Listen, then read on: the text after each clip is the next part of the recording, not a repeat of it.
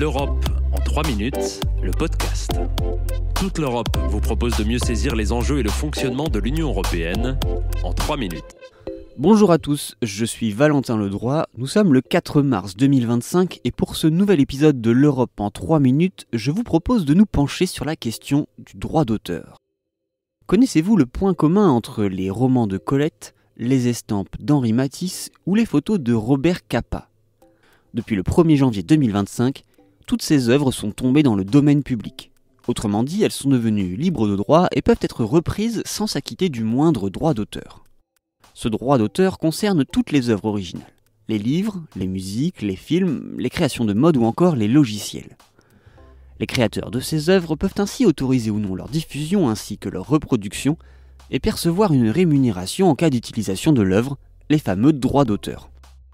Dans l'Union européenne, le droit d'auteur protège la propriété intellectuelle jusqu'à 70 ans après la mort de l'auteur, du dernier auteur lorsqu'il s'agit d'une collaboration ou encore des ayants droit. L'Union européenne a légiféré à de nombreuses reprises sur cette question du droit d'auteur afin de protéger le travail des créateurs. La dernière fois, en 2019, avec une directive dont l'objectif était d'adapter le droit européen à l'ère du numérique. Une des mesures phares impose aux plateformes comme YouTube ou Facebook de s'assurer que les contenus protégés par le droit d'auteur ne sont pas mis en ligne sans autorisation. Un enjeu résumé en 2019 par l'eurodéputé allemand Axel Voss.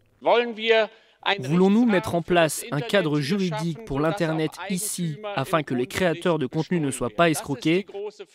C'est la grande question à laquelle nous sommes confrontés aujourd'hui.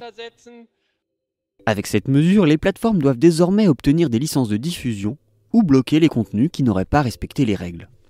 Mais à l'époque, cela ne plaît pas à YouTube. La célèbre plateforme américaine de partage de vidéos lance alors une grande campagne de lobbying contre le fameux article 13 de la directive en faisant appel à des youtubeurs influents. 6 ans après, et malgré l'adoption de la directive, la mort de YouTube annoncée par certains n'a pas eu lieu. L'autre avancée majeure concerne le droit voisin. Avant la directive de 2019, certains sites comme Google Actualité ou Facebook pouvaient afficher des extraits d'articles de presse sans rémunérer les médias qui les produisent. La directive instaure alors un droit voisin qui oblige ces plateformes à négocier des accords avec les éditeurs de presse et les journalistes. Elles peuvent d'ailleurs être sanctionnées en cas de manquement. Par exemple, l'autorité française de la concurrence a condamné Google à une amende de 250 millions d'euros en 2024. Mais la révision de 2019 est-elle déjà dépassée ? La question mérite d'être posée avec l'essor de l'intelligence artificielle qui redéfinit les frontières du droit d'auteur. Car l'IA utilise ses sources gratuitement. Si elle offre de nouvelles opportunités pour les créateurs, elle soulève de nombreuses questions juridiques et éthiques. Quelle est la protection pour les contenus générés par l'IA ? Quel avenir pour les scénaristes, compositeurs ou encore pour le cinéma d'animation et les doublages ? L'Union européenne a amorcé un début de réponse.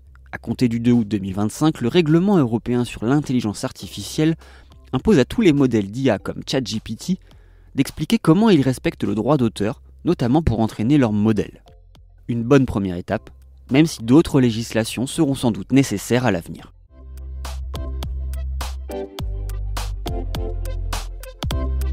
Retrouvez l'Europe en 3 minutes, le podcast, sur www.touteleurope.eu et sur votre plateforme d'écoute préférée.